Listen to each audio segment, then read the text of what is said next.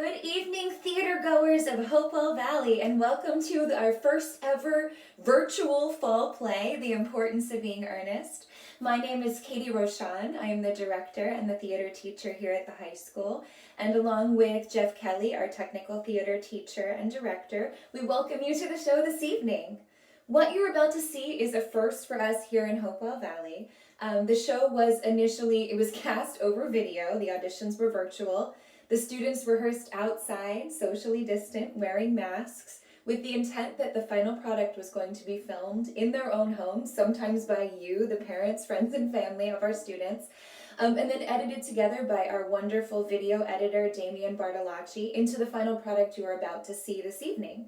The cost of admission to this show is 100% free. However, we do ask if you are interested and able to make a charitable donation on behalf of the Actors Fund. You will see the link somewhere on this screen for you to click and donate. The Actors Fund is a wonderful organization that is serving right now to help benefit the people in the performing arts industry who are directly affected by the pandemic. As you know, Broadway has been shut down since the middle of March.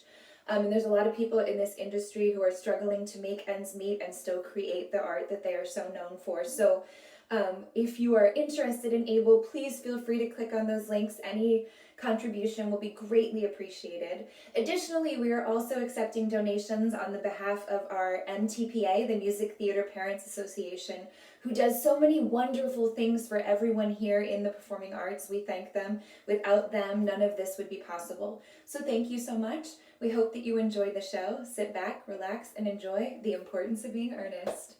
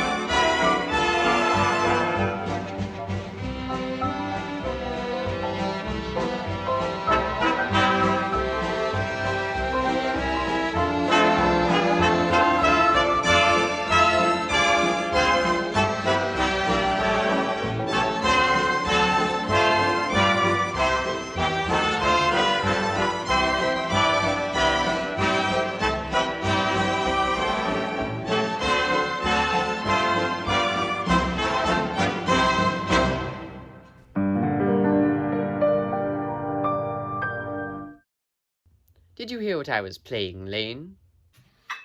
I didn't think it's polite to listen, sir. I'm very sorry for that, for your sake. I don't play accurately. Anyone can play accurately, but I play with a wonderful expression. As far as the piano is concerned, sentiment is my forte. Yes, sir. Speaking of the science of life, have you got the cucumber sandwiches cut for Aunt Augusta? Yes, sir. Oh, by the way, Lane, I see from your book that on Thursday night when Lord Shorman and Mr. Worthing dined here with me, 8 bottles of champagne are recorded as having been consumed. 3 bottles and a pint, sir. Why is it that at a bachelor's establishment the servants invariably drink the champagne? I ask merely for information. I attribute it to the superior quality of the wine, sir. I've often observed that in married households, the champagne is rarely of the first-rate brand. Good heavens, is marriage so demoralizing as that? I believe it is a very pleasant state, sir. I've only been married once. That was the consequence of a misunderstanding between myself and a young person. I don't think that I'm very much interested in your family life, Lane. No, sir. It is not a very interesting subject. I never think of it to myself. Very natural, I am sure. That will do, Lane. Thank you. Thank you, sir. Lane's views on marriage seem somewhat lax. Really, if the lower orders don't set us a good example, what on earth is the use of them? They seem, as a class, to have absolutely no sense of moral responsibility. Mr. Ernest Worthing. How are you, my dear Ernest? What brings you up to town? Oh, pleasure, pleasure. What else should bring one anywhere? Oh, eating as usual, I see, Algie. I believe it is customary in good society to have some slight refreshment at 5 o'clock. Where have you been since Thursday? In the country. What on earth do you do there? When one is in town, one amuses oneself. When one is in the country, one amuses other people. It's excessively boring. And who are the people that you amuse? Neighbours. Got nice neighbours in that part of Shropshire? Perfectly horrid. Never speak to one of them. How immensely you must amuse them. By the way, Shropshire is your county, is it not? Shropshire? Yes, of course. Oh, hello. Why all these cups? Why cucumber sandwiches? Why such reckless extravagance in one so young? Who's coming to tea? Oh, merely Aunt Augusta and Gwendolyn. How perfectly delightful. Yes, that is all very well, but I'm afraid Aunt Augusta won't approve of your being here. May I ask why? My dear boy, the way you flirt with Gwendolyn is absolutely disgraceful. It's almost as bad as the way Gwendolyn flirts with you. I am in love with Gwendolyn. I have come up to town expressly to propose to her. I thought you'd come up for pleasure. I call that business. Oh, how utterly unromantic you are. I really don't see anything romantic in proposing. Why, it is very romantic to be in love, but there is nothing romantic about a definite proposal. Why, one may be accepted. One usually is, I believe. But then the excitement is all over. The very essence of romance is uncertainty. If I ever get married, I will try very hard to forget that fact. I have no doubt about that, dear Algie. The divorce court was specially invented for people whose memories are so curiously constituted. Oh, there is no use speculating on the subject. Divorces are made in heaven. Please don't touch the cucumber sandwiches. They're made specially for Aunt Augusta. But you have been eating them all the time. Well, that is a very different matter. She is my aunt. Why don't you have some bread and butter? Gwendolyn is devoted to bread and butter. Oh, and very good bread and butter it is too. Well, my dear fellow, you need not eat as if you were going to eat at all. You act as if you were married to her already. You are not married to her already, and I don't think you ever will be. Why on earth do you say that? Well, in the first place, girls never marry the men they flirt with. Girls don't think it's right. Oh, that is nonsense. It isn't. It is a great truth. It accounts for the extraordinary number of bachelors one sees all over the place. In the second place, I don't give my consent. Your consent? My dear fellow, Gwendolyn is my first cousin, and before I allow you to marry her, we must clear up the whole question of Cecily. Cecily? What do you mean by Cecily? Algie, what do you mean by Cecily? I don't know anyone of the name of Cecily. Bring me that cigarette case Mr. Worthing left in the smoking room the last time he dined here. Yes, sir. Do you mean to say that you've had my cigarette case all this time? I wish to goodness you had let me know. I have been writing frantic letters to Scotland Yard about it. I was very nearly offering a large reward. Well, I wish you would offer one. I happen to be more than unusually hard up. Well, there's no use in offering a large reward now that the thing is found. I think that is rather mean of you, Ernest, I must say. Though it hardly matters, for now that I look at the inscription on the inside, I find that the thing isn't yours at all. Of course it's mine. You have seen me with it 100 times. And you've no right whatsoever to read what's written in a private cigarette case. It's a very ungentlemanly thing to read what's written in a private cigarette case. Oh, it is absurd to have a hard and fast rule about what one should and shouldn't read. Half of modern culture depends on what one shouldn't read. I am quite aware of the fact, but I don't propose to discuss modern culture.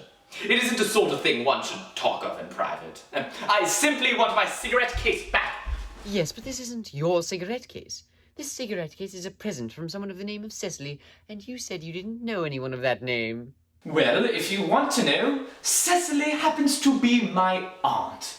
Your aunt? Yes, charming old lady she is too. Lives at Tunbridge Wells. Just give it back to me. But why does she call herself Little Cecily if she is your aunt and lives at Tunbridge Wells? From Little Cecily with her fondest love. My dear fellow, what on earth is there in that? Some aunts are tall, some aunts are not tall. That surely is a matter that an aunt may be allowed to decide for herself. You seem to think that every aunt should be exactly like your aunt. That's absurd. For heaven's sakes, just give me back my cigarette case. Yes, but why does your Aunt Cecily call you her uncle? From little Cecily, with fondest love to her dear Uncle Jack. There is no objection, I admit, to an aunt being a small aunt. But why an aunt, no matter what her size may be, would call her own nephew her uncle, I can't quite make out. Besides, your name isn't Jack at all, it's Ernest. It isn't Ernest. It's Jack. You've always told me your name was Ernest. I've introduced you to everyone as Ernest. You answer to the name of Ernest. You look as if your name was Ernest. You're the most earnest-looking person I ever saw. This is perfectly absurd you're denying that your name is Ernest. It's on your cards. Here's one of them. Mr. Ernest Worthing, B4 the Albany West. I'll keep this as proof in case you ever attempt to deny it to me, or to Gwendolyn, or to anyone else. Well, my name is Ernest in town and Jack in the country, and the cigarette case happened to be given to me in the country. Yes, but why does your small Aunt Cecily, who lives at Tunbridge Wells, call you a dear uncle? Come, old boy, you had much better have the whole thing out at once. My dear Algy, you talk as if you were a dentist. It's very vulgar to talk like a dentist when one isn't a dentist. It produces a false impression. Well, that is exactly what dentists always do. Now go on, tell me the whole thing. Might I mention that I've always suspected you of being confirmed in secret Bunburyist, and I'm quite sure of it now. The Bunburyist? What on earth do you mean by a Bunburyist? I'll reveal to you the meaning of that incomparable expression the moment you reveal to me the reason why you're called Ernest in town and Jack in the country. Well, produce my cigarette case first. Here it is. Now produce your explanation, and pray make it improbable. My dear fellow, there's nothing improbable at all about my explanation. In fact, it's perfectly ordinary. The old Mr. Thomas Cardew, who adopted me when I was a little boy, made me in his will guardian to his granddaughter, Miss Cecily Cardew. Cecily, who addresses me as her uncle, out of motives of respect that you could not possibly appreciate, lives at my place in the country, under the charge of her admirable governess, Miss Prism. Where is that place in the country, by the way? That is nothing to you, dear boy. You are not going to be invited. But I can tell you candidly that it is not in Shropshire. I suspected that, my dear fellow. I have Bunburyed all over Shropshire on 2 separate occasions. Now go on, tell me why you are called Ernest in town and Jack in the country. My dear Algy, I don't know whether you'll be able to understand my real motives. You are hardly serious enough. When one is placed in the position of guardian, it's one's duty to adopt a high moral tone on all subjects. And as a high moral tone can hardly be said to conduce very much to either one's health or to one's happiness, in order to get up to town, I have always pretended to have a younger brother of the name of Earnest, who lives in the Albany and gets into the most dreadful of scrapes. That, my dear Algy, is the whole truth, pure and simple. The truth is rarely pure and never simple. Modern life would be very tedious if it were either. Modern literature a complete impossibility. That wouldn't at all be a bad thing. Literary criticism is not your forte, my dear fellow. Don't try it. Leave that to the folks who haven't been at university. They do it so well in the daily papers. What you really are is a Bunburyist. I was quite right in calling you a Bunburyist. You're one of the most advanced Bunburyists I know. What on earth do you mean? You have invented a very useful younger brother by the name of Ernest in order that you may be able to come up to town as often as you'd like. I have invented an invaluable permanent invalid called Bunbury in order that I may be able to go down to the country whenever I choose. Bunbury is perfectly invaluable. For instance, if it weren't for Bunbury's extraordinary bad health, I wouldn't be able to dine with you at Willis's tonight, but I've really been engaged to Aunt Augusta for over a week. I haven't asked you to dine with me anywhere tonight. I know. You are absurdly careless about sending out invitations. Nothing offends people more than not receiving invitations. You had much better dine with your Aunt Augusta. I haven't the smallest intention of doing anything of the kind. To begin with, I dine there on Monday, and once a week is quite enough to dine with one's own relations. In the second place, whenever I do dine there, I'm always treated as a member of the family and sent down with either no woman at all or 2. In the third place, I know perfectly well whom she is going to place me next to tonight. She is going to place me next to Mary Farquhar, who always flirts with her own husband across the dinner table. That's not very pleasant. Indeed, it's not even decent. That sort of thing is enormously on the increase. The amount of women in London who flirt with their own husbands is perfectly scandalous. It just looks so bad. It's simply washing one's clean linen in public. Besides, now that I know you to be a confirmed Bunburyist, I naturally want to talk to you all about Bunburying. I want to tell you all the rules. I am not a Bunburyist at all. If Gwendolen accepts me, I am going to kill my brother. Indeed, I think I'll kill him in any case. Cecily is a little too much interested in him. It's rather a bore. So I'm going to get rid of Ernest. And I strongly advise you to do the same with with your invalid friend who has the absurd name. Nothing will induce me to part with Bunbury, and if you ever get married, which seems to me to be extremely problematic, you will be very glad to know Bunbury. A man who marries without knowing Bunbury has a very tedious time of it. Oh, that is nonsense. If I marry a girl like Gwendolen, and she is the only girl I ever saw in my life, I certainly won't want to know a Bunbury. Then your wife will. You don't seem to understand that in married life, 3 is company and 2 is none. Ah, that, my dear young friend, is the theory that the corrupt French drama society has been propounding for the last 50 years. Yes, and that the happy English home is proven in half the time. For heaven's sakes, don't try to be cynical. It's perfectly easy to be cynical. My dear fellow, it isn't easy to be anything nowadays. There's such a lot of beastly competition about. Ah, that must be Aunt Augusta. Only relatives or creditors ever ring in that Wagnerian manner. Now, if I can get Aunt Augusta out of the way for 5 minutes in order that you might have the opportunity to propose to Gwendolen, might I dine with you at Willis's tonight? Oh, I suppose so, if you want to. Yes, but you must be serious. I can't stand people who aren't serious about meals. It's so shallow of them. Lady Bracknell and Miss Fairfax. Dear me, you are smart. I'm always smart, aren't I, Mr. Worthing? You're quite perfect, Miss Fairfax. Oh, I hope I'm not that. It would leave no room for developments, and I intend to develop in many directions. I'm sorry if we're a little late, Algernon, but I felt much obliged to call on Lady Harbury. I hadn't been there since her poor husband's death. I've never seen a woman look quite so altered. She looked quite 20 years younger, and now I think I'll have a nice cup of tea and one of those nice cucumber sandwiches you promised me. Certainly, Aunt Augusta. Won't you come and sit here, Gwendolen? Oh, I'm quite comfortable where I am, Mamma. Good heavens! Lane, where are the cucumber sandwiches? I ordered them specially. There were no cucumbers at the market, sir. I went down twice. No cucumbers? No, sir, not even for ready money. That will do, Lane. Thank you. Thank you, sir.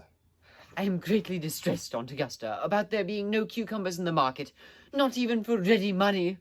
It really makes no matter, Algernon. I had some crumpets with Lady Harbury, who seems to me to be living entirely for pleasure now. I hear her hair has turned quite gold from grief. It certainly has changed colour, from what, of course, I cannot say. I have a nice treat for you tonight. I'm going to send you down with Mary Farquhar. She's such a nice woman and so attentive to her husband. It's delightful to watch them. I'm afraid, Aunt Augusta, I will have to give up the pleasure of dining with you this evening after all. I should hope not, Algernon. It would put my table completely out. Your uncle would have to dine upstairs. Fortunately, he is accustomed to that. It is a great bore, and I hardly need to say a terrible disappointment, but the fact is I have just received a telegram saying that my poor friend Bunbury is in very ill health again. They seem to think that I should be with him. It is very strange. This Mr. Bunbury seems to suffer from curiously bad health. Yes, poor Bunbury is a dreadful invalid. Well, I must say, Algernon, I think it is high time that this Mr. Bunbury decides whether he is to live or die. This shilly-shallying with the question is absurd, nor do I in any way approve of the modern sympathy with invalids. Health is the primary duty of life. Illness of any kind is hardly something to be encouraged in others. I'm always telling that to your dear uncle, but he never seems to take much notice as far as any improvements in his ailments go. I would be much obliged if you would ask Mr. Bunbury from me if he would be kind enough not to have a relapse on Saturday, for I rely on you to arrange my music for me. It is my last reception, and one wants something that will inspire conversation, particularly at the end of the season when everybody has said all that they have to say, which in most cases was probably not much. I'll speak to Bunbury, Aunt Augusta, if he is still conscious, and I think I can promise you he'll be all right by Saturday. Of course, the music is a great difficulty. You see, if one plays good music, then people don't listen, but if one plays bad music, people don't talk. But I'll run over the program I've done out for you, if you'll kindly come with me into the next room for a moment. The charming day it's been, Miss Fairfax. Oh, pray don't talk to me about the weather, Mr. Worthing. Whenever people talk to me about the weather, I always feel quite certain that they mean something else, and that makes me so nervous. I do mean something else. I thought so. In fact, I'm never wrong. And I would like to be allowed to take advantage of Lady Bracknell's temporary absence. I would certainly advise you to do so. Mamma has a way of coming back suddenly into a room that I've often had to speak to her about. For me, you have always had an irresistible fascination. Even before I met you, I was far from indifferent to you. We live, as I hope you know, Mr. Worthing, in an age of ideals. The fact is constantly mentioned in the more expensive monthly magazines, and has reached the provincial pulpits, I am told. And my ideal has always been to love someone of the name of Earnest. When Algernon first mentioned to me that he had a friend called Earnest, I knew I was destined to love you. What? You really love me, Gwendolen? Passionately. Darling, you don't know how happy you've made me. My own Earnest. But you don't mean to say that you couldn't love me if my name wasn't Earnest? But your name is Earnest. Yes, I know it is. But supposing it was something else, do you mean to say that you couldn't love me then? That is clearly a metaphysical speculation, and, like most metaphysical speculations, has very little reference at all to the actual facts of real life as we know them. Personally, darling, to speak quite candidly, I don't much care about the name of Ernest. I don't think it suits me at all. It suits you perfectly. It's a divine name. It has a music of its own. It produces vibrations. Oh, really, Gwendolen? I must say that I think there are other, much nicer names.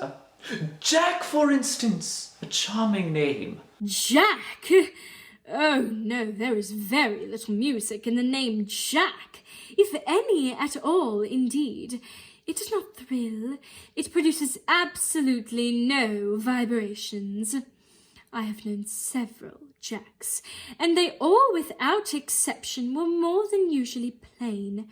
Besides, Jack is a notorious domesticity for the name John, and I pity any woman who is married to a man called John.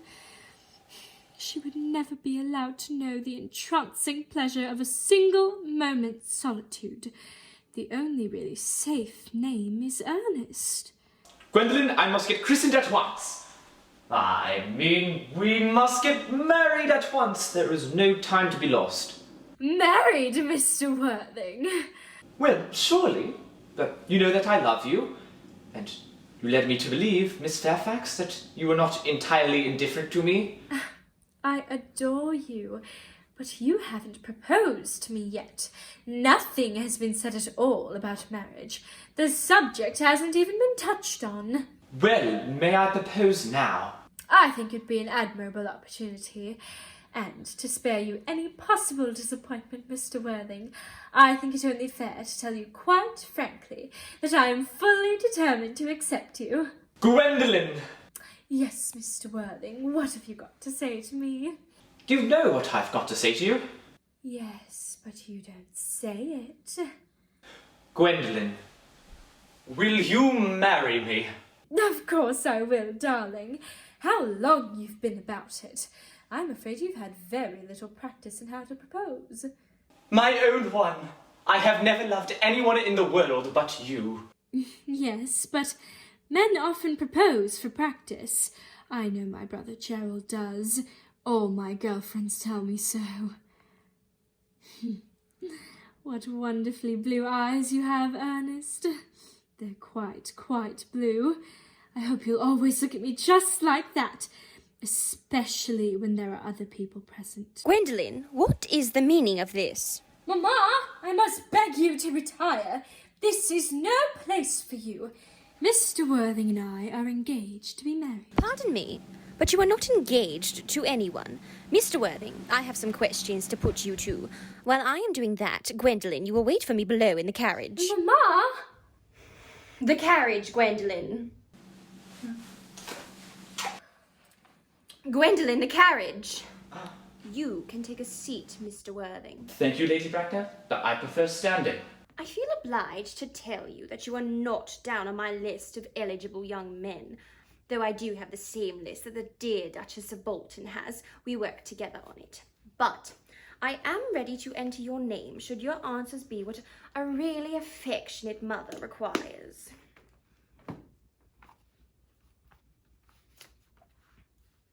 Do you smoke? I must admit I smoke. I'm glad to hear it. I think a man should always have some occupation of some kind. I find that there are far too many idle men in London as it is. How old are you? 29. A very good age to be married at. I have always been under the impression that a man who desires to get married should either know everything or nothing. Which do you know? I know nothing, Lady Bracknell. I am pleased to hear it. I do not approve of anything that tampers with natural ignorance. Ignorance is like an exotic fruit. Touch it and the bloom is gone.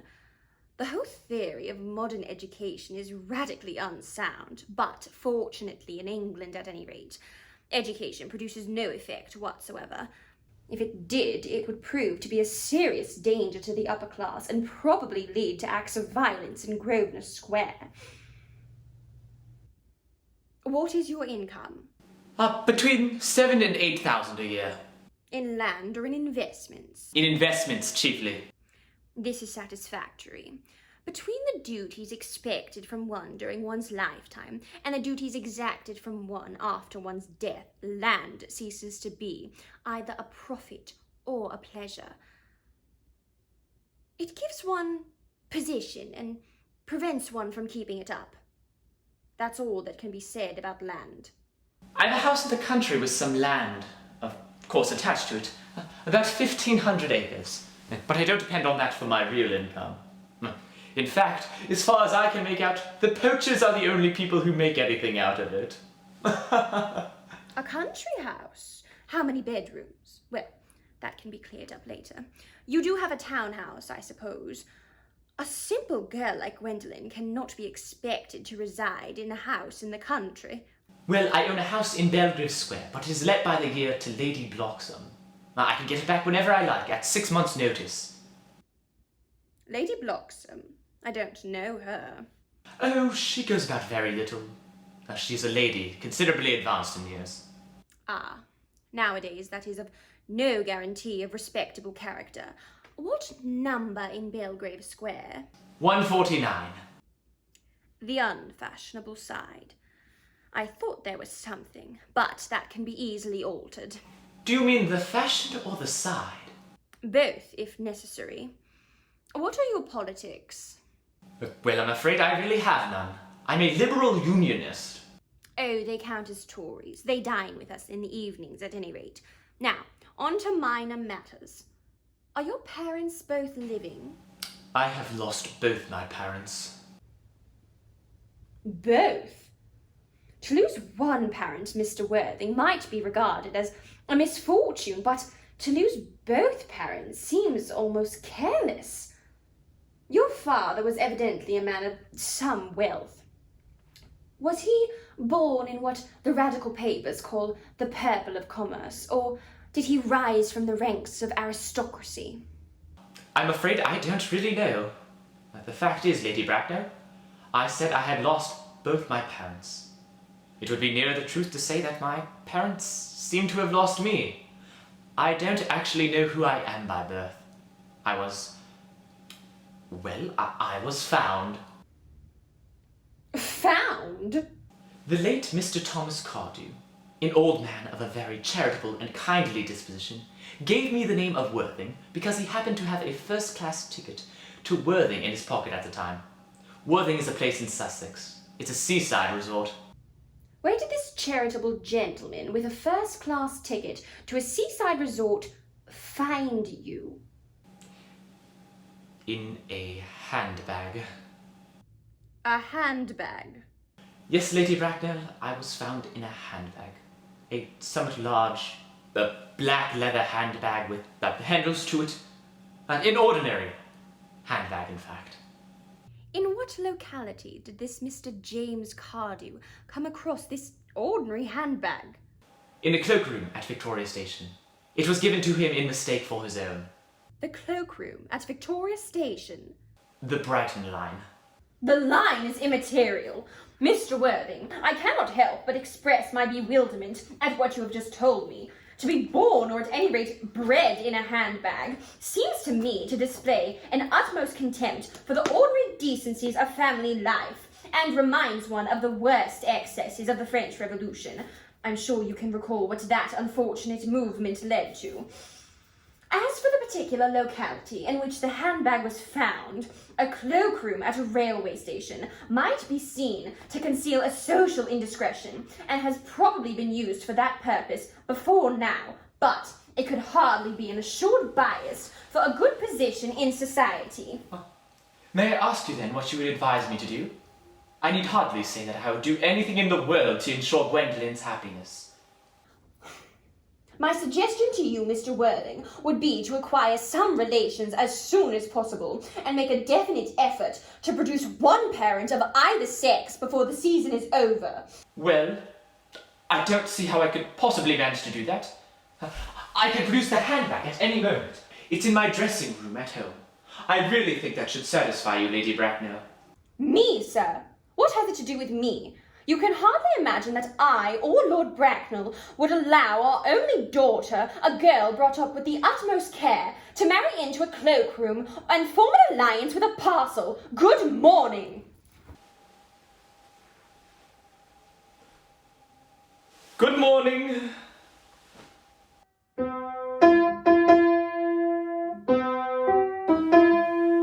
Oh, for heaven's sakes, don't play that ghastly tune, Algie. How idiotic you are! Didn't it go off all right, old boy? You don't mean to say that Gwendolyn refused you? Oh, I know just the way she has. She's always refusing people. I think it's most ill-natured of her. Oh, Gwendolyn is right as a trivet. As far as she is concerned, we are engaged. My dear boy, I love hearing my relations abused. It's the only thing that makes me put up with them in the first place. Relations are simply a tedious pack of people who haven't got the remotest knowledge of how to live or the smallest instinct of when to die. Oh, that is nonsense. It isn't. Well, I want to argue about the matter. You always want to argue about things. Well, that is exactly what things were originally made for. Upon my word, if I thought that, I'd shoot myself. You don't think there's any chance of Gwendolyn becoming like her mother in 150 years, do you? All women become like their mothers. That is their tragedy. No man does. That's his. Is that clever? It's perfectly phrased, and quite as true as any observation in civilized life should be. I am sick to death of cleverness. Everyone is clever nowadays. You can't go anywhere without meeting somebody clever. The whole thing has become an absolute public nuisance. I wish to goodness we still had a few fools left. We have. I should extremely like to meet them. What do they talk about? The fools? Oh, the clever people, of course. But what fools? By the way, did you tell Gwendolyn the truth about your being Earnest in town and Jack in the country? My dear fellow, the truth isn't quite a sort of thing one tells to a nice, sweet, refined girl. What extraordinary ideas you have about the way to behave to a woman. The only way to behave to a woman is to make love to her if she is pretty, and to someone else if she is plain. Oh, that is nonsense. What about your brother? What about the profligate Earnest? Before the end of the week, I shall have got rid of him. I'll say he died in Paris of apoplexy. Lots of people die of apoplexy, quite suddenly, don't they? Yes, but it's hereditary, my dear fellow, the kind of thing that runs in families. You're much better off going with a severe chill. You're sure that a severe chill isn't hereditary? Or anything other kind? Of course it isn't. Very well, then. My poor brother Ernest is carried off suddenly in Paris by a severe chill. That gets rid of him. But I thought you said that Miss Cardew was a little too much interested in your poor brother. Won't she feel his loss a great deal? Oh, that is quite all right. Cecily is not a silly, romantic girl, I'm glad to say. She's got a capital appetite, goes for long walks, and pays no attention at all to her lessons. I would rather like to see Cecily. I will take very good care that you never do. She is excessively pretty and is only just 18. Have you told Gwendolen yet that you have an excessively pretty ward who is only just 18? Oh, one doesn't blurt these things out to people. Cecily and Gwendolen are perfectly certain to be great friends. I'll bet you anything you like that half an hour after they had met, they will be calling each other sister. Women only do that after they've called each other a lot of other things first. Now, if we want to get a good table at Willis's, we really must go and dress. Don't you know that it's nearly 7? Oh, it is always nearly 7. Well, I'm hungry. I never knew you when you weren't. What shall we do after dinner? Go to the theatre? Oh no, I loathe listening. Well, let us go to the club. Oh no, I hate talking. Might we trot round the Empire at 10? Oh no, I can't bear looking at things. It is so silly. Well, what shall we do? But nothing! It is awfully hard work doing nothing. However, I don't object to doing work where there is no particular object of any kind. Miss Fairfax. Gwendolen, upon my word. Algy, kindly turn your back. I've something very particular to say to Mr. Worthing. Really, Gwendolen, I don't think I can allow this. Algy, you always adopt a strictly immoral attitude toward life. You're not quite old enough to do that yet. My own darling! Ernest, we may never be married. From the expression on Mamma's face, I fear we never shall. Few parents nowadays pay any regard to what their children have to say to them. The old-fashioned respect for the young is fast dying out. Whatever influence I had over Mamma, I lost at the age of 3. But although she may prevent us from becoming man and wife, and I may marry someone else, and marry often, nothing that she can do can alter my eternal devotion to you. Dear Gwendolen! The story of your romantic origin as related to me by Mamma, with unpleasing comments, has naturally stirred the deeper fibres of my nature. Your Christian name has an irresistible fascination. The simplicity of your character makes you exquisitely incomprehensible to me. Your town address at the Albany I have. What is your address in the country? The Manor House, Woolton, Hertfordshire. There is a good postal service, I suppose. It may be necessary to do something desperate. That, of course, will require serious consideration. I will communicate with you daily. My own one! How long are you in town? Till Monday. Good. Algy, you may turn round now. Thank you, I've turned round already. You may also ring the bell. You will let me see you to your carriage, my own darling? Certainly. I will see Miss Fairfax out. Yes, sir. A glass of sherry, Lane. Yes, sir. Tomorrow, Lane, I'm going Bunburying. Yes, sir. I shall probably not be back till Monday. You can pack my dress clothes and my smoking jacket and my Bunbury suits. Yes, sir. Hope tomorrow will be a fine day, Lane. It never is, sir. Lane, you're a perfect pessimist. I do my best to give satisfaction, sir. Oh, there is a sensible, intellectual girl. The only girl I have ever cared for in my life. What on earth are you so amused at? Oh, I am just a little worried about poor Bunbury, that is all. If you don't take care, your poor friend Bunbury will get you into a serious scrape someday. Oh, I love scrapes. They're the only things that are never serious. Oh, that is nonsense, Algy. You never talk anything but nonsense. Nobody... Cecily! Cecily! Surely such a utilitarian occupation as the watering of flowers is rather Moulton's duty than yours. Especially at a moment when intellectual pleasures await you. Your German grammar is on the table. Pray open it at page 15. We will repeat yesterday's lesson. But I don't like German. It isn't at all a becoming language. I know perfectly well I look quite plain after my German lesson. Child, you know how anxious your guardian is. You should improve yourself in every way. He laid particular stress on your German as he was leaving for town yesterday. Indeed, he always lays stress on your German when he is leaving for town. Uncle Jack is so very serious. Sometimes he is so serious that I think he cannot be quite well. Your guardian enjoys the best of health, and his gravity of demeanor is to be commended in one so comparatively young as he is. I know no one who has a higher sense of duty and responsibility. I suppose that is why he often looks a little bored when we three are together. Oh, Cecily! I am surprised at you. Mr. Worthing has many troubles in his life. Idle merriment and triviality would be out of place in his conversation. You must remember his constant anxiety about that unfortunate young man, his brother. I wish you would let that unfortunate young man, his brother, come down here sometimes. I think we would have a good influence over him, Miss Prism. I know you certainly would. You know, German and geology and things of that kind influence a man very much. I do not think that even I could produce any effect on a character that, according to his own British admission, is even truly weak and vacillating. Indeed, I am not sure I would desire to reclaim him. I am not in favour of this modern mania for turning bad people into good people at a moment's notice. As a man sow, so shall he reap. You must put away your diary, Cecily. I really don't see why you should keep a diary at all. I keep a diary in order to enter all the wonderful secrets of my life.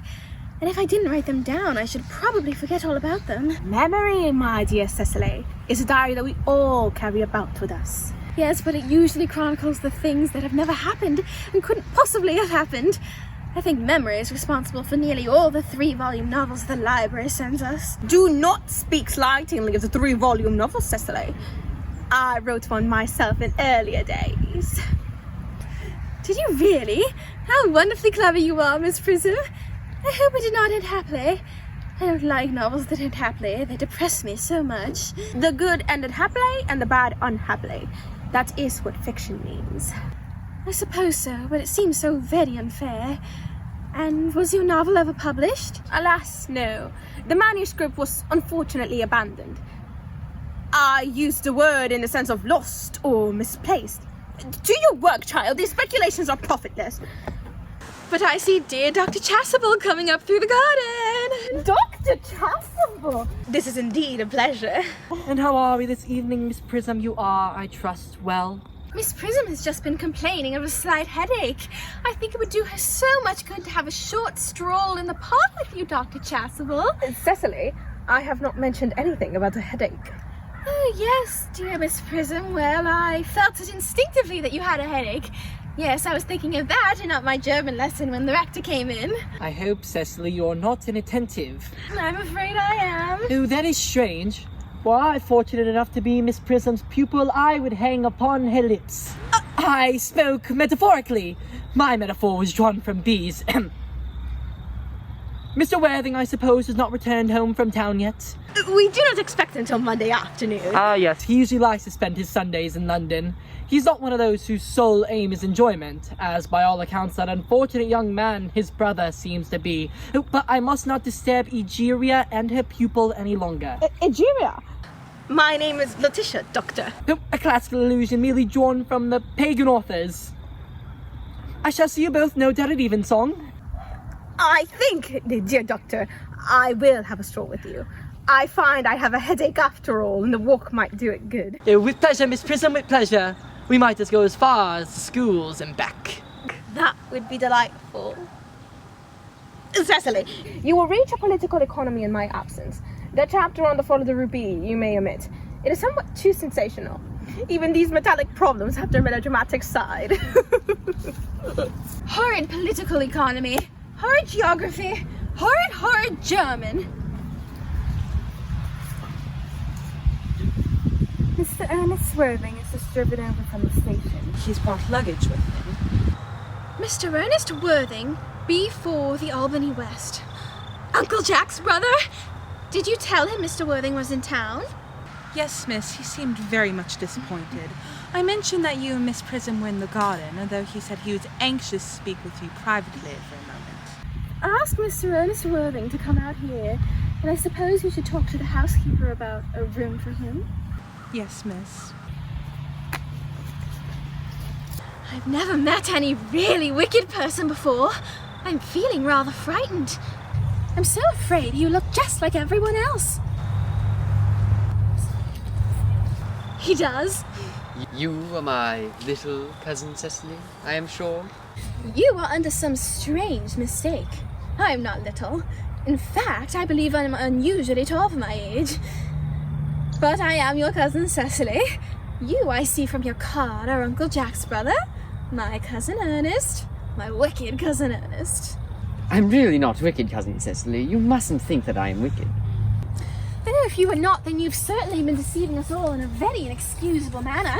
I hope you're not living a double life, pretending to be wicked and being really good all the time. That would be hypocrisy. Oh, I have been rather reckless. I'm glad to hear it. Well, now that you mention the subject, I've been very bad in my own small way. I don't think you should be so proud of that, though I'm sure it was very pleasant. It is much pleasanter being here with you, cousin Cecily. I can't understand how you are here at all. Uncle Jack doesn't get back until Monday afternoon. That is a great disappointment. I am obliged to go up to London on the first train Monday morning. I have an appointment that I am very anxious to miss. Couldn't you miss it anywhere but London? No, the appointment is in London. Well, of course, I know how important it is not to keep a business engagement if one wants to retain any sense of beauty in life. But I still think you should wait till Uncle Jack arrives. I know he wanted to talk to you about your emigrating. About my what? You're emigrating? He's gone up to buy your outfit. I certainly wouldn't trust Jack to buy my outfit. He has absolutely no taste at all in neckties. I don't think you'll require neckties. Uncle is sending you to Australia. Australia? I'd rather die! Well, he said at dinner on Wednesday night that you'd have to choose between this world, the next world, and Australia. Oh, well, the accounts I've heard of Australia and the next world are certainly not encouraging. I say that this world is good enough for me. Don't you agree, cousin Cecily? Yes, but are you good enough for it? I'm afraid I am not that. Might you make it your mission to reform me, cousin Cecily? Oh, I haven't any time this afternoon. Well, would you mind my reforming myself this afternoon? That would be rather quixotic of you, but I think you should try. Thank you. I'm feeling much better already. You're looking a little worse. Well, that is because I am hungry. Oh, how thoughtless of me. I should have remembered that when one is going to lead an entirely new life, one requires irregular and wholesome meals. Won't he come in? Might I have a buttonhole first? I never have any appetite without having a buttonhole first. A merry Charmian. No, I'd sooner have a pink rose. Why? Because you are like a pink rose, cousin Cecily. I don't think it can be right for you to talk to me like that. Miss Prism never says such things to me. Well, then Miss Prism is a short-sighted old lady. You are the prettiest girl I ever saw. Miss Prism says all good looks are a snare. They're a snare that every sensible man would love to be caught in. I shouldn't want to catch a sensible man. I shouldn't know what to talk to him about. You are too much alone, Dr. Chasuble. You should get married. A misanthrope I can understand. A womanthrope never. Oh, believe me, I do not deserve so neologistic a phrase. The precept as well as the practice of the primitive church was distinctly against matrimony. That is obviously the reason why the primitive church has not lasted up to the present day. And you do not seem to realise, dear doctor, that by persistently remaining single, a man converts himself into a permanent public temptation. Men should be more careful. This very celibacy leads weaker vessels astray. But is a man not equally attractive when married? No married man is ever attractive, except to his wife. And often I've been told not even to her. That depends on the intellectual sympathies of the woman. Maturity can always be depended on. Ripeness can be trusted. Young women are green. I spoke horticulturally. My metaphor was drawn from fruits. Fruits. Oh, but where is Cecily? Perhaps she followed us to the schools. Mr. Worthing! Mr. Worthing? We did not look for you till Monday afternoon. I've returned sooner than I expected. Dr. Chasuble, I hope you are well. Dear Mr. Worthing, I trust this garb of woe does not betoken some terrible calamity. My brother. More shameful debts and extravagance. Still leading his life of pleasure. Dead. Your brother Earnest dead. Quite dead. What a lesson for him! I trust he will profit by it. Dear Mr. Worthing, I offer my sincere condolence. You have the consolation of knowing that you were the most generous and forgiving of brothers. Poor Ernest. He had so many faults, but this is a sad, sad blow. Very sad indeed. Were you with him at the end? No, he died abroad. In Paris, in fact. I had a telegram last night from the manager of the Grand Hotel. Was the cause of death mentioned? A severe chill, it seems. As a man sows, so shall he reap. Charity, Miss Prism, charity. Not all of us are perfect. I myself am peculiarly susceptible to drafts. Will the interment take place here? No. He seemed to express a desire to be buried in Paris. In Paris? Oh, I fear that hardly points to any very serious state of mind at the least. You would no doubt wish me to make some slight allusion to this tragic domestic affliction next Sunday. My sermon on the meaning of mana in the wilderness can be adapted to almost any occasion, joyful or, as in the present case, distressing. I have preached it at harvest celebrations, christenings, confirmations, on days of humiliation and festal days. The last time I delivered it was in the cathedral, as a charity sermon on behalf of the Society for Discontent among the upper orders. The bishop who was present was much struck by some of the analogies I drew. Ah, that reminds me. You mentioned christenings, I think, Dr. Chasuble. I suppose you know how to christen, all right? I mean, you are continually christening, aren't you? It is, I regret to say, one of the rector's most constant duties in this parish. I have often spoken to the poorer classes on the subject, but you don't seem to know what thrift is. Is there a particular infant you are interested in, Mr. Worthing? Your brother was, I believe, unmarried, was he not? Oh, yes. People who live entirely for pleasure usually are. But it is not for any child, dear doctor. I'm very fond of children. No, the fact is, I would like to be christened myself this afternoon, if you have nothing better to do. Oh, but surely, Mr. Worthing, you've been christened already. I don't remember anything about it. But have you any grave doubts on the subject? I certainly intend to have. I don't know if the thing would bother you at all. Or if you think I'm a little too old now. Not at all. Sprinkling, and indeed the immersion of adults, is a perfectly canonical practice. Immersion? You need have no apprehensions. Sprinkling is all that is necessary. Indeed, I think advisable. Our weather's so changeable. At what hour would you wish the ceremony performed? Oh, I might trot round 5 if that would suit you. Perfectly. In fact, I have 2 similar ceremonies to perform at that time. A case of twins in one of the outlying cottages on your own estate. Ew, poor Jenkins, the carter, a most hard-working man. Oh, I don't see much fun in being christened along with other babies. It would be childish. Would 5:30 do? Admirably. And now, dear Mr. Worthing, I will no longer intrude into a house of sorrow. I merely beg you not to be too bowed down by grief. What seems to us bitter trials are often blessings in disguise. This seems to me a blessing of an extremely obvious kind. Uncle Jack!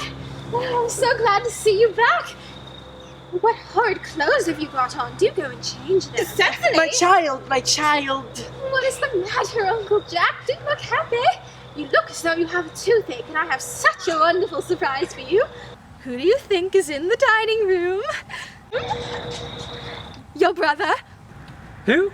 Your brother Earnest. He arrived about a half an hour ago. What nonsense! I haven't got a brother! Oh, don't say that! However badly he may have behaved to you in the past, he's still your brother. You wouldn't be so heartless as to disown him. I'll tell him to come out. And you will shake hands with him, won't you, Uncle Jack? These are very joyful tidings. After we had all been resigned to his loss, his sudden return seems peculiarly distressing. My brother's in the dining room? I don't know what it all means. I think it perfectly absurd. Good heavens!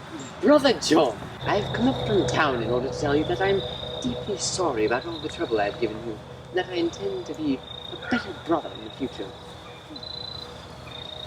Uncle Jack, are you not going to refuse your own brother's hand? Nothing will induce me to take his hand. I think his coming down here disgraceful. He knows perfectly well why. Oh, Uncle Jack, do be nice. There is some good in everyone after all. Ernest has just been telling me about his poor invalid friend, Mr. Bunbury, who he visits so often. And surely there must be good in anyone who is kind to an invalid and leaves the pleasures of London to sit by a bed of pain. Oh, he's been talking about Bunbury, has he? Oh yes, Ernest has told me all about poor Mr. Bunbury and his terrible state of health. Bunbury! Well, I won't have him talk to you about Bunbury or about anything else. It is enough to drive one perfectly frantic. Of course, the faults are all on my side, but I must admit I find Brother Don's coldness to me peculiarly painful. I expected a more enthusiastic welcome, especially considering that it is my first time coming up here.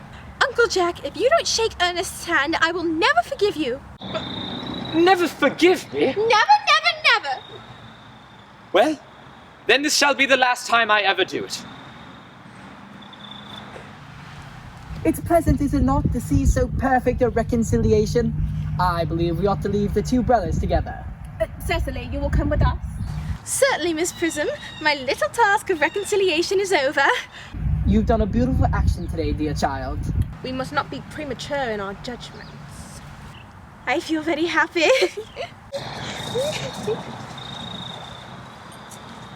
Algie, you young scoundrel, you must get out of here as soon as possible. I don't allow any Bunburying here.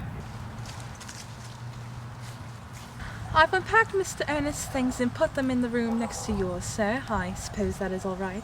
What? His luggage, sir. I've unpacked it and put it in the room next to your own. His luggage?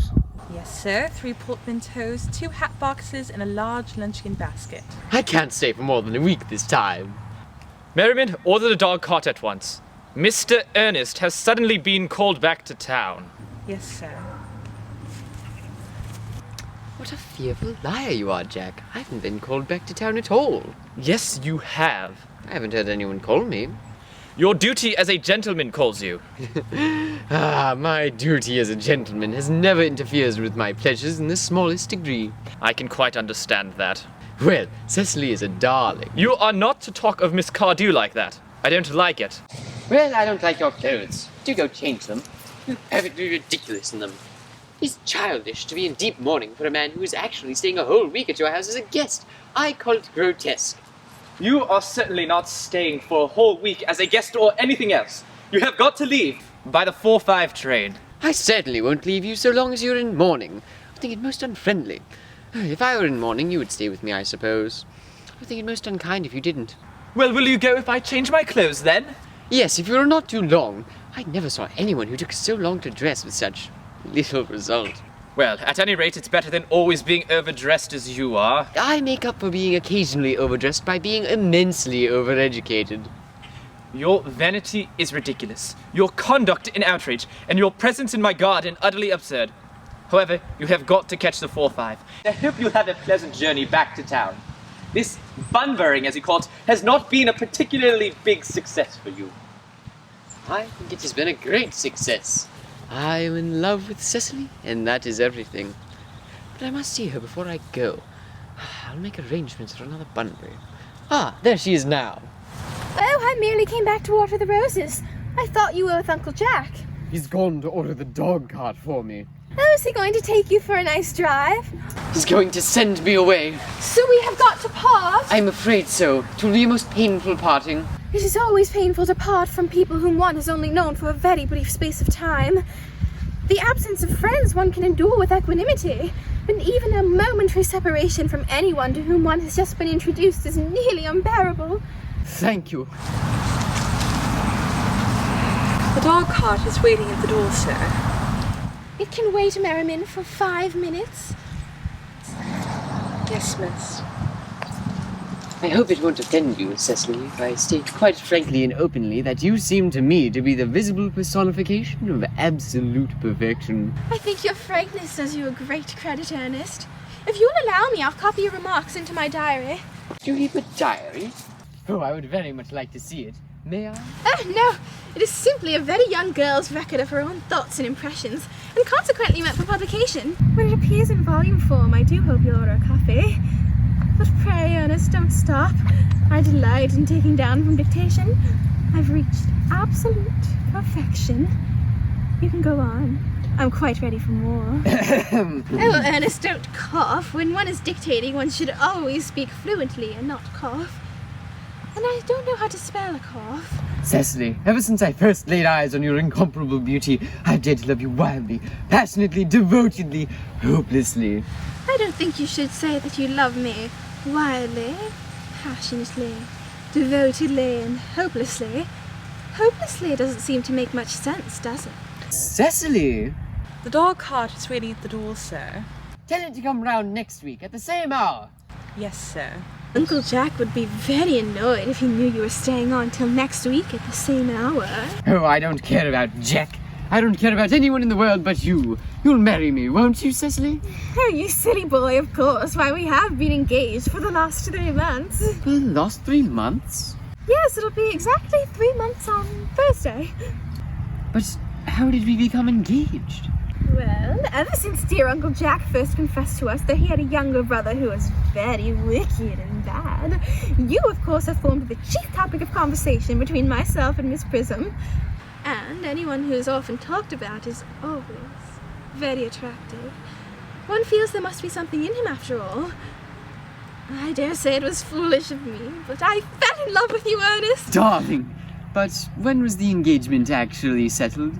On the 14th of February last, worn out by your entire ignorance of my existence, I determined to settle the matter one way or the other, and after a long struggle with myself, I accepted you under this dear old tree here. The next day I bought this little ring in your name, and this little bangle with true lover's knot I promised you always to wear. Did I give you this? It's very pretty, isn't it? Oh yes, you've wonderfully good taste, Ernest. It's the excuse I've always given you for leading such a bad life. And this is the box in which I keep all your dear letters. My letters! But, Cecily, I've never sent you any letters. You need hardly remind me of that, Ernest. I remember perfectly well that I was forced to write your letters for you. I wrote always 3 times a week, sometimes oftener. Oh, do let me read them. Oh, I couldn't possibly. They'd make you far too conceited. The 3 you wrote me after I'd broken off our engagement are so beautiful and so poorly spelled that even now I can't read them without crying a little. But the engagement was ever broken off? Of course it was. On the 22nd of last March. You can see the entry if you like. Today I broke off my engagement with Ernest. I feel it is better to do so. The weather still continues charming. But why on earth did you break it off? Why, Cecily, what had I done? I had done nothing at all. I am very pained that you broke it off, particularly when the weather was so charming. Although it would hardly be a really serious engagement if it hadn't been broken off at least once. But I forgave you before the week was out. What a perfect angel you are, Cecily. My dear romantic boy. I hope your hair curls naturally, does it? With a little help from others. I'm so glad to hear it. You won't ever break it off again, will you, Cecily? Well, I don't think I could possibly break it off now that we've actually met. And besides, there is the question of your name. Yes, my name. Oh, you mustn't laugh at me, darling, but it's always been a girlish dream of mine to love someone whose name was Ernest. Something in the name inspires absolute confidence. I pity any poor married woman whose husband is not called Ernest. My sweet darling little Cecily. Do you mean to say that you could not love me if I had some other name? But what name? Oh, any name you like. Algernon, for instance. But I don't like the name Algernon. Oh, my sweet, loving little darling. I can see no possible reason for you not to like the name of Algernon. It is a most aristocratic name. Why, half the chaps who get into bankruptcy court are called Algernon. But seriously, Cecily, if my name were Algie, could you love me? I might respect you, Ernest. I might admire your character. But I fear I should not be able to give you my undivided attention. The rector here, he's most well acquainted with the rites and ceremonials of the church, is he not? Oh yes, Dr. Chasuble is a most learned man. He's never written a single book, so you can imagine how much he knows. I must see him at once on a matter of most important christening. I mean most important business. Oh! I shan't be away for more than half an hour. Considering we've been engaged since the 14th of last February, and I've only actually just met you this afternoon, I think it quite hard that you should leave me for so long a period as half an hour. Could you make it 20 minutes? I won't be away for long. Oh, what an impetuous boy. I like his hair so much. I must enter his proposal in my diary. Miss Fairfax has called to see Mr. Worthing on very important business, Miss Fairfax states. Isn't Mr. Worthing in his library? Mr. Worthing went over in the direction of the rectory some time ago. Pray ask the lady to come out here. Mr. Worthing should be back soon. And you can bring tea. Yes, miss. Miss Fairfax. Surely one of the many good elderly women associated with Uncle Jack through some philanthropic work in London.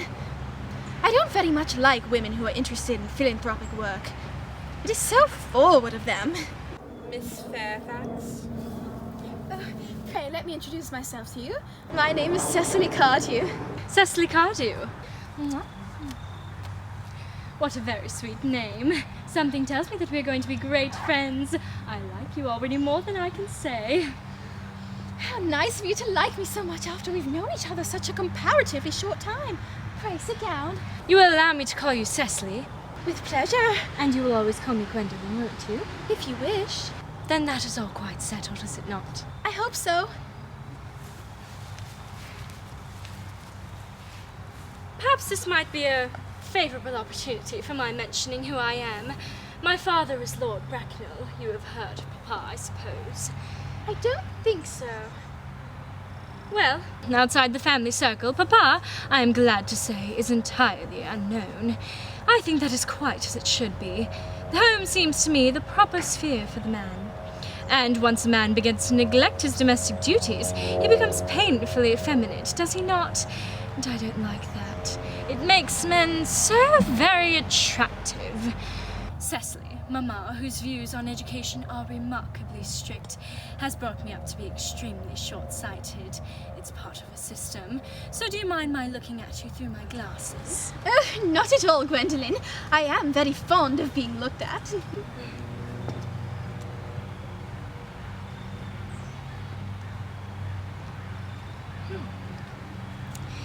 You are here on a short visit, I suppose. Oh no, I live here.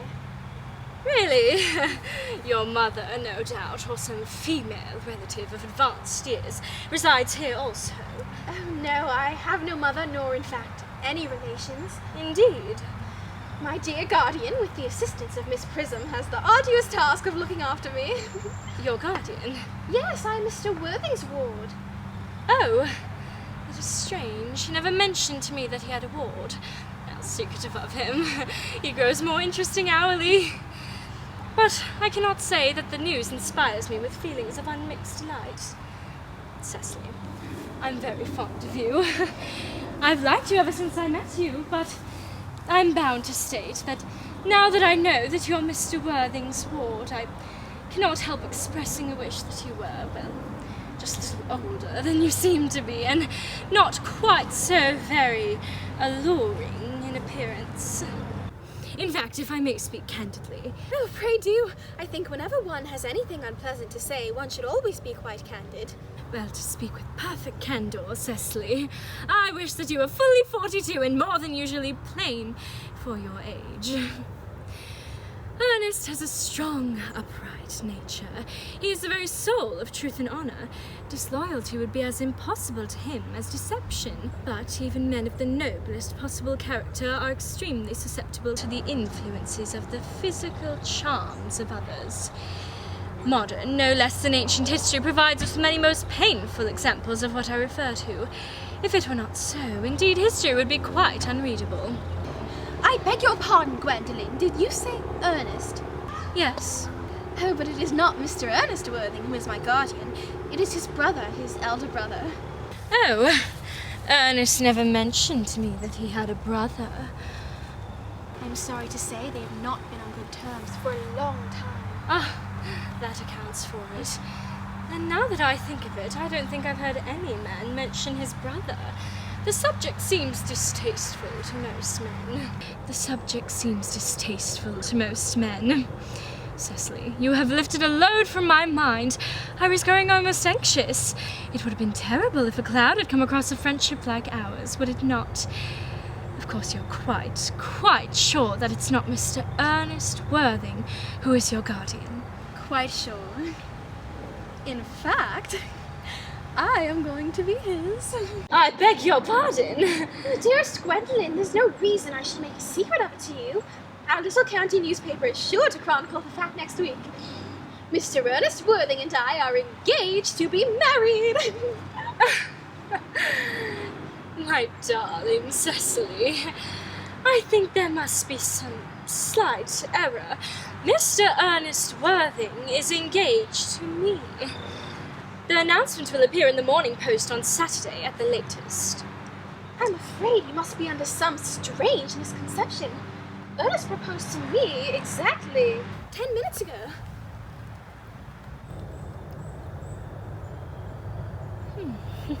It's certainly very curious, for he asked me to be his wife yesterday afternoon at 5:30. If you would care to verify the incident, pray do so. I never travel without my diary. One should always have something sensational to read in the train.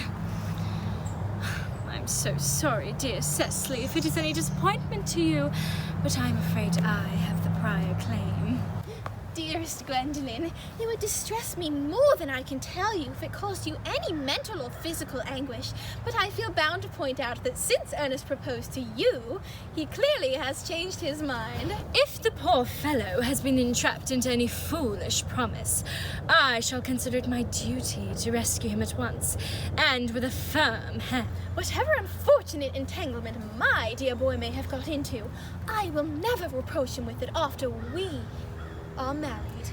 Do you allude to me, Miss Cardew, as an entanglement? You are presumptuous. On an occasion of this kind, it becomes more than a moral duty to speak one's mind. It becomes a pleasure.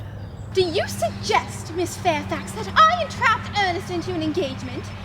How dare you? This is no time for wearing the shallow mask of manners. When I see a spade, I call it a spade. Well, I am glad to say that I've never seen a spade. It is obvious that our social spheres have been widely different.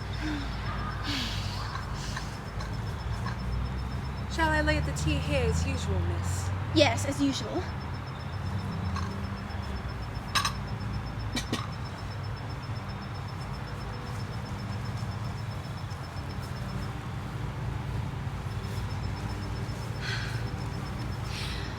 Are there many interesting walks in the vicinity, Miss Cardew? Oh, yes, a great many. In fact, from the top of one of the hills quite close, one can see 5 counties. 5 counties? I don't think I should like that. I hate crowds.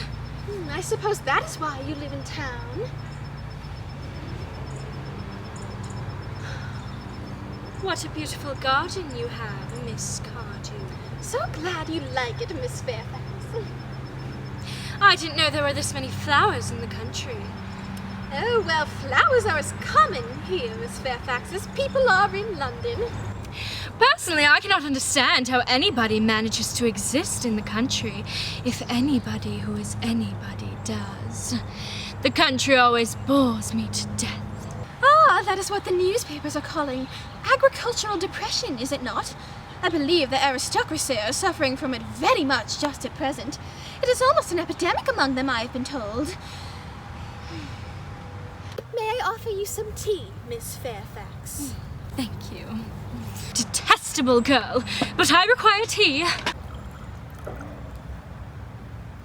Sugar? No, thank you. Sugar is not fashionable anymore.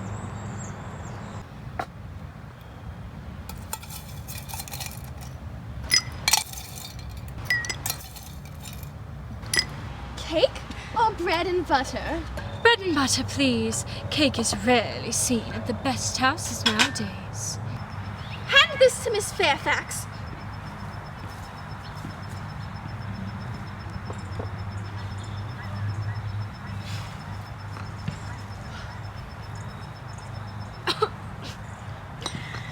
You have filled my tea with lumps of sugar, and though I asked most distinctively for bread and butter, you have given me cake.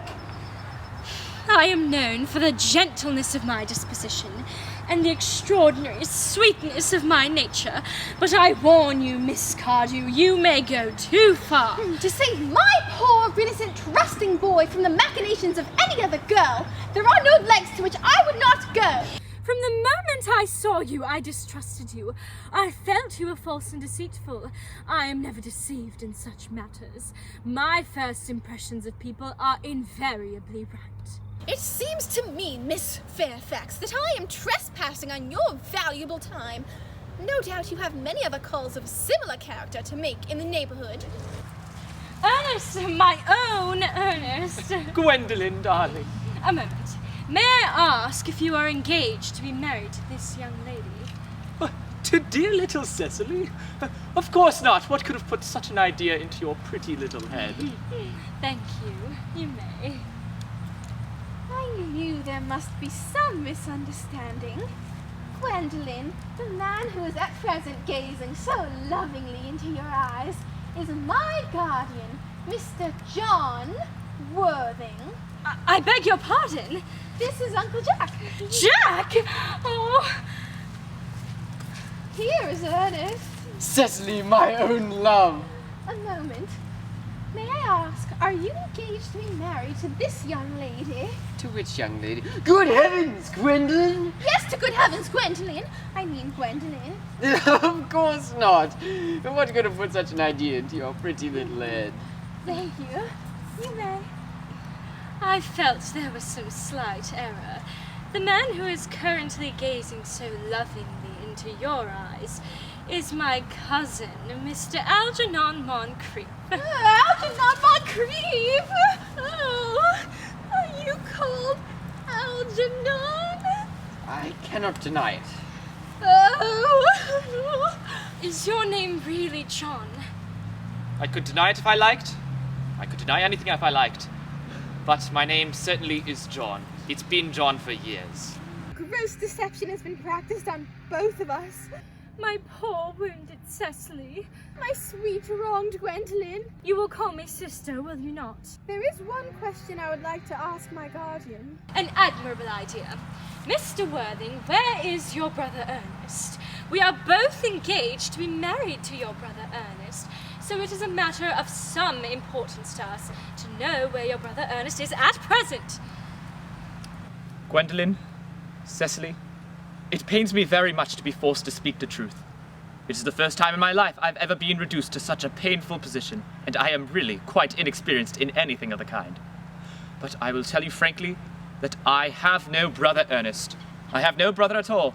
I have never had a brother in my life, and I certainly have not the smallest intention of ever having one in the future. No brother at all? None. Had you never a brother of any kind? Never. Not even of any kind. I'm afraid it is quite clear, Cecily, that neither of us is engaged to be married to anyone. It is not a very pleasant position for a young girl to suddenly find herself in, is it? Let us go into the house. They will hardly venture to come after us there. Certainly. Men are so cowardly, aren't they?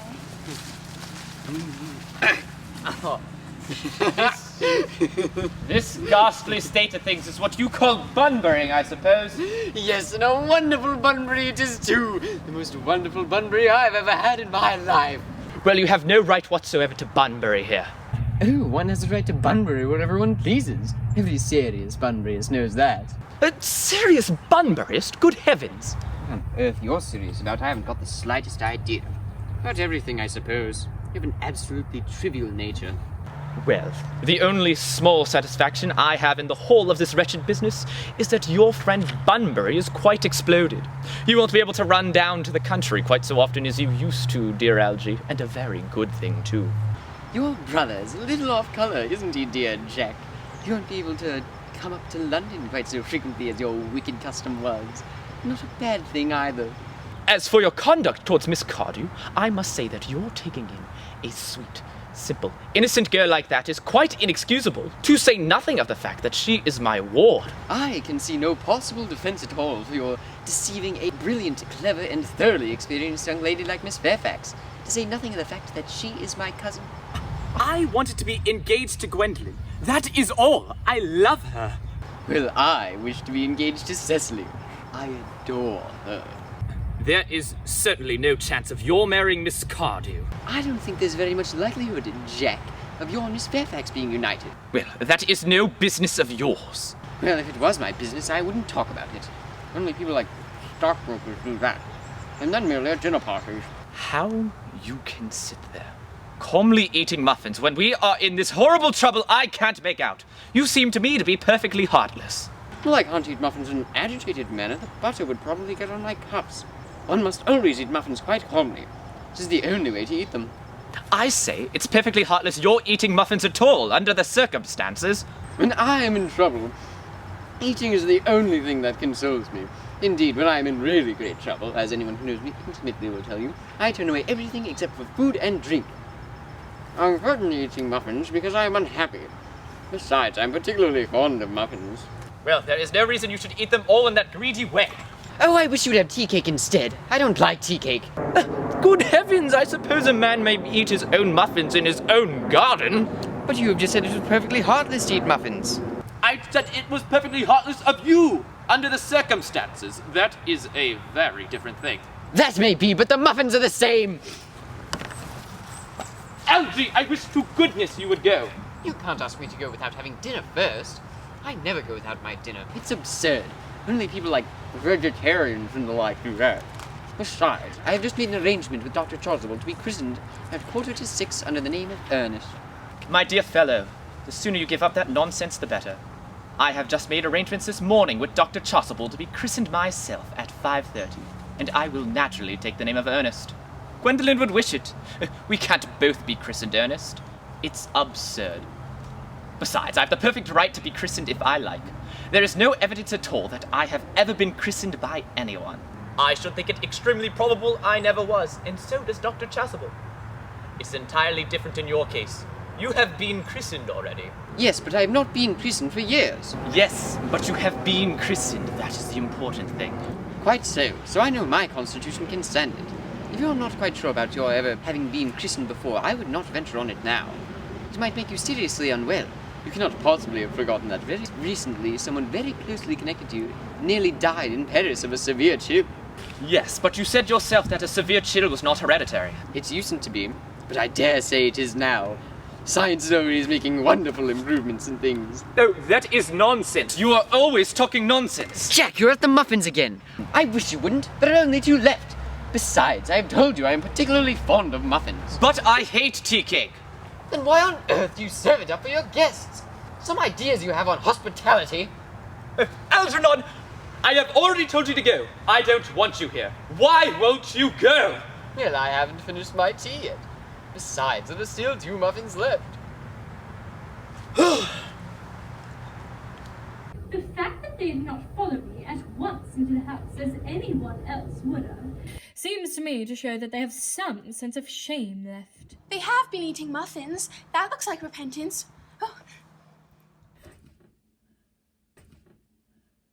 Oh, they don't seem to notice us. Couldn't you cough? But I haven't a cough. They're looking at us. What effrontery! They're approaching us. That is very forward of them. Let us preserve a dignified silence. Certainly. It's the only thing to do now.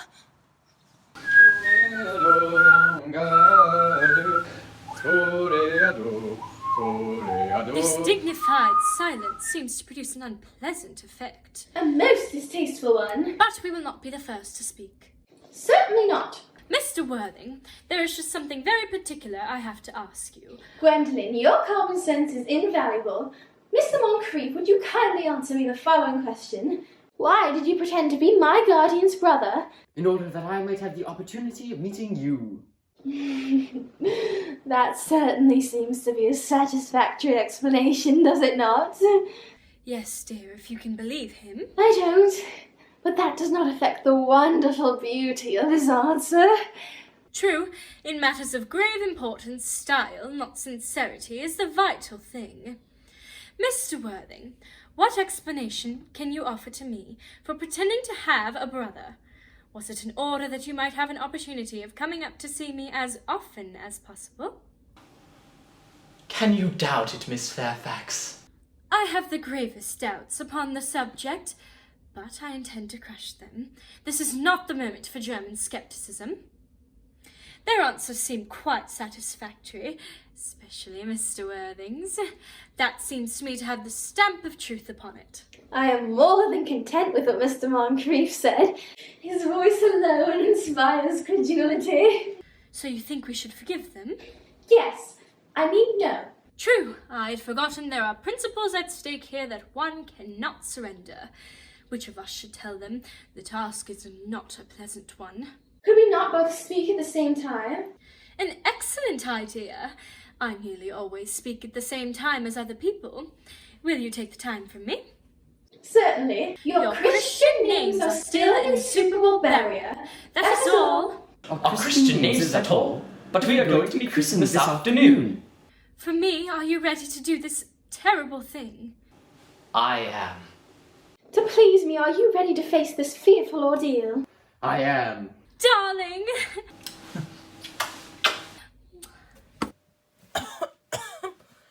Lady Bracknell! Oh, good heavens! Gwendolen, what does this mean? Merely that I am engaged to be married to Mr. Worthing, Mamma. Come here. Sit down. Sit down immediately. Hesitation of any kind is seen as mental decay in the young and physical weakness in the old. Appraised, sir, for my daughter's sudden flight by means of her trusty maid, whose confidence I purchased by means of a small coin. I followed at once by luggage train. Her unhappy father, I am glad to say, is under the impression that she is attending an unusually lengthy lecture by the University Extension Scheme on the permanent income on thought. I do not propose to undeceive him. In fact, I have never undeceived him on any matter. I would consider it rude. But you must understand, Mr. Worthing, that all communication between yourself and my daughter must cease immediately. On that, as on all points, I am firm. I'm engaged to be married to Gwendolen, Lady Bracknell. You are nothing of the kind, sir. And now, as regards Algernon. Algernon! Yes, Aunt Augusta. May I ask if it is in this house that your invalid friend, Mr. Bunbury, resides? Oh, no, Bunbury doesn't live here. Bunbury is somewhere else at present. In fact, Bunbury's dead. Dead? When did Mr. Bunbury die? His death must have been extremely sudden. Oh, I killed Bunbury this afternoon. I mean, Bunbury died this afternoon. What did he die of? Oh, Bunbury? He was quite exploded. Exploded? Was he the victim of a revolutionary outrage? I had no idea he was interested in such social legislations. If so, he was well punished for his morbidity. My dear Aunt Augusta, I mean, he was found out. The doctors found out that Bunbury could not live. So he died. He seems to have a great deal of confidence in the opinions of his physicians. Well, I'm glad at any rate that he made up his mind at the last to some definite course of action and acted under proper medical advice. And now that we've gotten rid of this Mr. Bunbury, Mr. Worthing, who is that young person whose eyes my nephew Algernon is gazing into in what seems to me to be a peculiarly unnecessary manner? That lady is Miss Cecily Cardew, my ward. I'm engaged to be married to Cecily, Aunt Augusta. I beg your pardon. Mr. Moncrief and I are engaged to be married, Lady Bracknell. I do not know if there is something peculiarly exciting in the air of this part of Hertfordshire, but the number of engagements that go on seem to me to be considerably above the proper average that statistics have laid down for our guidance. I think some preliminary inquiry on my part would not be out of the question. Mr. Worthing, is Miss Cardew at all connected to any of the larger railway stations in London? I merely desire information. Until yesterday, I had no idea that there were any families or persons whose origins was a terminus. Miss Cardew is the granddaughter of the late Mr. Thomas Cardew of 149 Belgrave Square, Southwest, Gervais Park, Dorking, Surrey, and the Sporran, Fifeshire, North Britain. That sounds not unsatisfactory. 3 addresses always inspire confidence, even in tradesmen. But what proof have I of their authenticity? I have carefully preserved the court guides of the period. They are open to your inspection, Lady Bracknell. I have known strange errors in that publication. Miss Cardew's family solicitors are Messrs. Markby, Markby, and Markby. Markby, and Markby? A firm of the highest position in their profession. One of the Markbys, I am told, is to be seen at dinner parties. So far, I am satisfied. That is very kind of you, Lady Bracknell. I also have in my possession, you'll be pleased to hear, certificates of Miss Cardew's birth, baptism, whooping cough, vaccination, registration, confirmation, and the measles, both the German and English variety. Ah, and I've crowded with incident, I see, but perhaps too much for a young girl. I myself am not in favour of premature experiences. Gwendolyn, the time approaches for our departure. We've not a moment to lose. As a matter of form, Mr. Worthy, I must ask you if Miss Cardew has any little fortune. Oh, about £130,000 in the funds, that is all. Goodbye, Lady Bracknell, so pleased to have seen you. A moment, Mr. Worthy. £130,000, and in the funds. Miss Cardew seems to me a most attractive young girl now that I look at her. Very few girls of the present day possess any qualities that are solid, any qualities that last or improve with time. Come here, sweet child. Well, your dress is quite simple and your hair seems almost as if nature had left it. But that can soon be altered. A thoroughly experienced French maid can produce a really marvellous result in a very brief space of time. I remember recommending one to Lady Lancing, and after 3 months her own husband did not know her.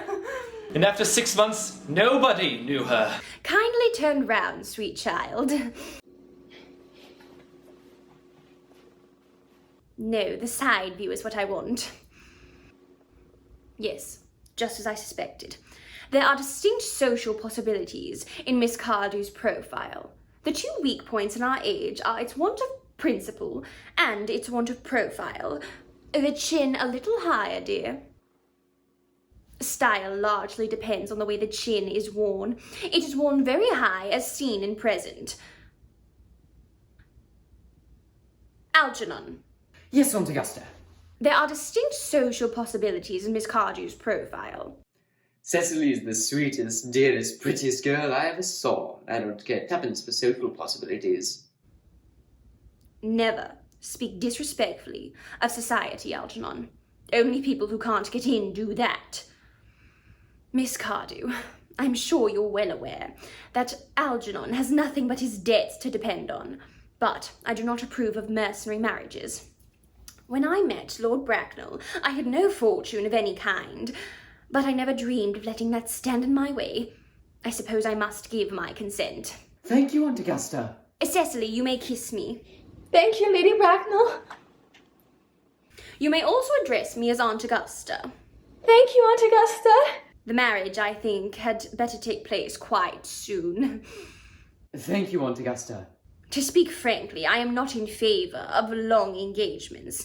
I find they give people the opportunity of getting to know each other's character before marriage, which I never think is advisable. I beg your pardon for interrupting you, Lady Bracknell, but this engagement is quite out of the question.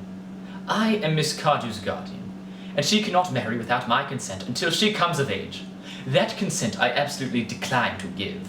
Upon what grounds, may I ask? Algernon is an extremely, I may almost say, ostentatiously young man. He has nothing but looks, everything. What more could one desire? It pains me very much to have to speak quite frankly to you, Lady Bracknell, about your nephew. But the fact is, I do not approve at all of his moral character. I suspect him of being untruthful. Untruthful? My nephew Algernon? Impossible! He is an Oxonian. I feel there can be no possible doubt about the matter. This afternoon, during my temporary absence in London, he obtained admission to my house by means of a false pretense of being my brother. Under an assumed name, he drank, I've just been informed by my butler, an entire pint bottle of my Pierre Jouet brew, 89, a wine I was specially reserving for myself. Continuing his disgraceful deception, he succeeded in the course of the afternoon in alienating the affections of my only ward. He subsequently stayed to tea and devoured every single muffin. And what makes his conduct all the more harmless is that he was well aware from the first that I have no brother, I never had a brother, and I don't intend to have a brother, not even of any kind. I distinctly told him so myself yesterday afternoon. Mr. Worthing, after careful consideration, I have decided to entirely overlook my nephew's conduct towards you. That is very kind of you, Lady Bracknell, but my own decision, however, is unalterable. I decline to give my consent. Come here, sweet child. How old are you? Well, I'm really only 18, but I always admit to 20 when I go to evening parties. You are perfectly right in making some slight altercation. A woman should never be quite accurate about her age. It all looks so calculating. 18, but admitting to 20 at evening parties. Well, it won't be long before you are of age and free from the restraints of your tutelage. So, I don't think that your guardian's consent is, after all, a matter of any importance. Pray excuse me, Lady Bracknell, but it is only fair to tell you that according to the terms of her grandfather's will, Miss Cardew does not legally come of age until she is 35. That does not seem to me to be a grave objection. 35 is a very attractive age. London society is full of women of the highest birth who have, of their own free choice, remained 35 for years now. Lady Dumbleton is an instant in this point. She has remained 35 ever since she arrived here at the age of 40 many years ago. I do not see why our dear Cecily would not be even more attractive at the age you mention than she is at present. There will be a large accumulation of property. Algie, could you wait for me till I was 35? Of course I could, Cecily. You know I could. Yes, well, I knew that instinctively. But I couldn't wait all that time. I hate waiting even 5 minutes for anybody, and it always makes me rather cross. I know I'm not punctual myself, but I do like punctuality in others, so waiting, even to be married, is quite out of the question. Then what is to be done, Cecily? I don't know, Mr. Moncrief. But my dear Lady Bracknell, the matter is entirely in your own hands. The moment you consent to my marriage with Gwendolen, I will most gladly allow your nephew to form an alliance with my ward. That is not the destiny I propose for Gwendolen. Algernon can decide for himself. Come here, dear. We've already missed 5, if not 6 trains. To miss any more might expose us to comment on the platform. Everything is quite ready for the christenings. The christenings, sir? Is that not somewhat premature? Both of these gentlemen have expressed a desire for immediate baptism. At their age? The idea is grotesque and irreligious. Algernon, I forbid you from being baptized. I will not hear of such excesses. Lord Bracknell would be highly displeased if he learned how this is how you are spending your time and money. Am I to understand, then, that there are to be no christenings at all this afternoon? I don't think that, as things are now, it would be of much practical value to either of us, Dr. Chasuble. Oh, I am grieved to hear such sentiments from you, Mr. Worthing. They savour of the heretical views of the Anabaptists, views that I've completely refuted in 4 of my unpublished sermons. However, as your present mood appears to be one peculiarly secular, I will leave to the church at once. Indeed, I've just been informed by the pew opener that for the last hour and a half Miss Prism has been waiting for me in the vestry. Prism? Did I hear you mention a Miss Prism? Yes, Lady Bracknell, I'm on my way to join her. Pray allow me to detain you for a moment. This matter may prove to be of great importance to myself and Lord Bracknell. Is this Miss Prism a female of repellent aspect, remotely connected with education? She is the most cultivated of ladies, and the very picture of respectability. It is obviously the same person. May I ask what position she holds in your household? I am a celibate, madam. Miss Prism, Lady Bracknell, has been for the last 3 years Miss Cardew's esteemed governess and valued companion. Despite what I hear of her, I must see her at once. Let her be sent for. She approaches. She is nigh. I was told you expected me in the vestry, dear Canon. I've been waiting for you there for 1 hour and 3/4. Prism! Come here, Prism. 28 years ago, you left Lord Bracknell's house, number 104 Upper Grosvenor Street, in charge of a perambulator containing a baby of the male sex. You never returned. A few weeks later, after a thorough investigation of the Metropolitan Police, the perambulator was found standing alone in a remote corner of Bayswater. It contained a manuscript of a 3-volume novel of more than unusually revolting sentimentality. But the baby was not there. A baby? Prism, where is that baby? Lady Bracknell, I admit with shame that I do not know. I only wish I did. The plain facts of the case are these. On the morning of the day you mentioned, a day that is forever branded on my memory, I prepared as usual to take the baby out in its perambulator. I had also with me a somewhat old but capacious handbag in which I had intended to deposit the manuscript of a work of fiction I had written in my few unoccupied hours. In a moment of mental abstraction, for which I can never forgive myself, I deposited the manuscript in the bassinet and placed the baby in the handbag. But where did you deposit the handbag? Do not ask me, Mr. Worthing. Miss Prism, this is a matter of no small importance to me. I insist on knowing where you deposited the handbag that contained that infant. I left it in the cloakroom of one of the larger railway stations in London. What railway station? Victoria. The Brighton line. I must retire to my room for a moment. Gwendolyn, wait here for me. If you are not too long, I will wait here for you all my life. What do you think this all means, Lady Bracknell? I dare not even suspect Dr. Chastable. I need hardly tell you that in families of high position, strange coincidences rarely occur. It is hardly considered the thing.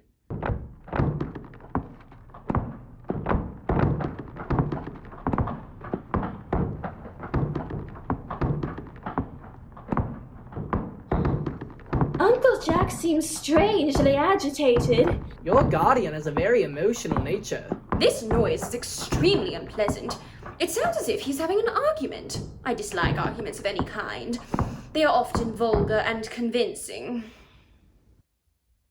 It has stopped now. I wish you'd arrive at some conclusion.